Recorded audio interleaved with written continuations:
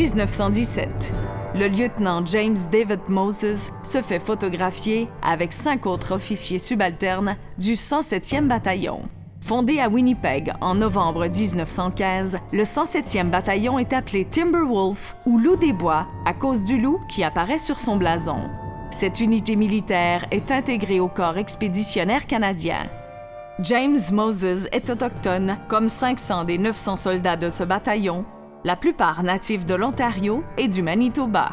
Moses lui-même est un Delaware de la réserve Six Nations de la Rivière-Grand, près de Brantford, en Ontario.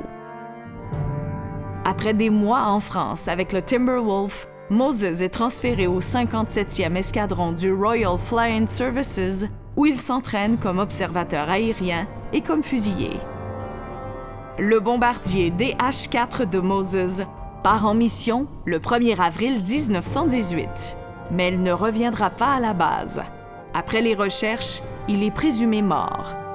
Lors de la Première Guerre mondiale, environ 4 000 des 630 000 soldats du corps expéditionnaire canadien qui combattent outre-mer sont d'ascendance autochtone. Plusieurs sont devenus des éclaireurs et des tireurs d'élite légionnaires. Au moins 50 d'entre eux ont été décorés pour leur acte de bravoure et plusieurs sont montés en grade. Ici, Olivier Milton Martin, également un Mohawk de la réserve de la Rivière-Grand, est photographié avec James Moses. Il a survécu à la Grande Guerre et participé à la Deuxième Guerre mondiale comme brigadier.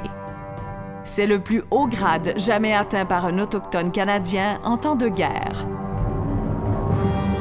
Les soldats autochtones canadiens font partie de notre patrimoine de la Première Guerre mondiale et prouvent que seul le courage est Dieu dans le cœur des guerriers.